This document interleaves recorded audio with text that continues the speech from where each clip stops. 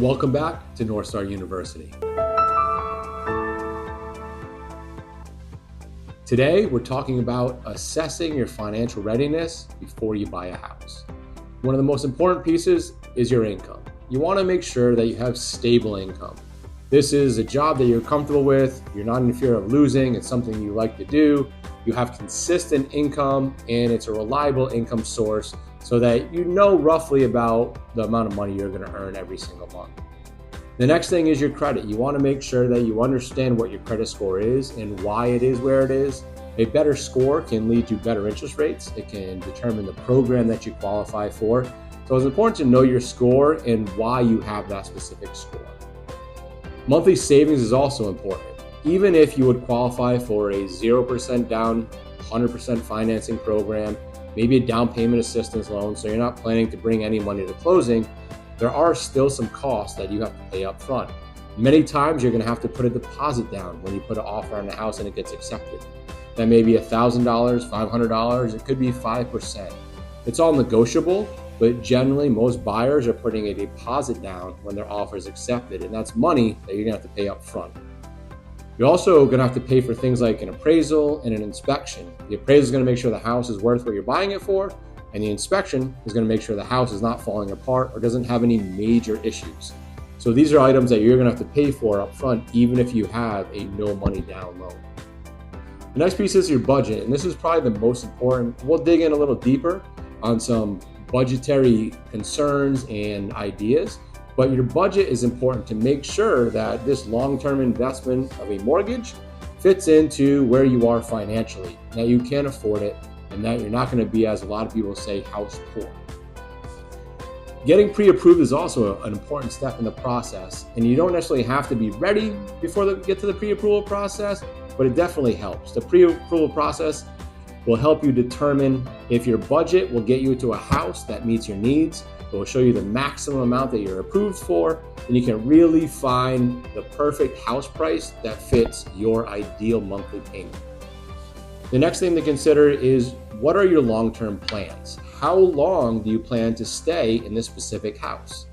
If you're not planning to stay for more than 6 to 12 months, then renting may be a better option in the short term, because most times if you're going to try and resell your house in the next 6 to 12 months, you may see some appreciation in its value over the next year, but it may not be enough for you to make your money back. So you want to figure out, what are your long-term plans? How long do you plan to stay in this house?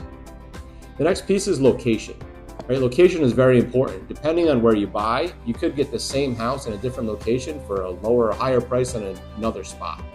Right? Location is super important. You want to think about, how far is it from the things you like to do, the shops that you shop at, what are the school systems like? All of these things come into play when you're looking at the location of the house that you're looking to buy. So before you determine what price point, figure out also what location you want to look in. The next thing is, are you committed to home ownership? Home ownership is not all rainbows and sunshine. There's a lot of maintenance that goes into certain houses. If you're not getting a condo, then you're responsible for mowing the lawn, washing down the siding, keeping the sidewalk clean, depending on what area of town you live in.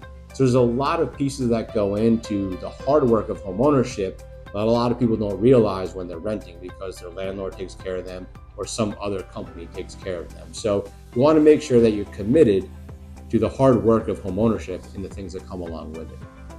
You also want to get a good idea, what's the market like? What are prices like? What are interest rates looking like? What kind of house can you get for your money? And a lot of these can be found by working with knowledgeable people. You want to be knowledgeable of the process. You also want to have a supportive team behind you to help guide you through this transaction, because a lot of times first-time home buyers don't really have much of an idea, much of why we created this North Star University channel, so that you can learn more. But make sure you're working with an expert that you trust to guide you in the right direction when it comes to your mortgage, or the house you're looking for, or the home insurance, or the real estate attorney that's going to close your transaction. The last piece is probably the most important, and a lot that people don't think about when they're going into home ownership. You want to make sure that you have an emergency fund. Most people will recommend 3 to 6 months of your total monthly payments in a savings account or some sort of bond account that you can get access to that money, because you never know when things could come up. The furnace could go on you. You could need new tires on your car. You could need a new well pump. There's so many different things that you'll be responsible for as a homeowner that you want to make sure that you have money set aside to take care of those things without dipping into the money you need to pay your mortgage. So an emergency fund is a super important piece to make sure that you're set up for success before you buy your first house.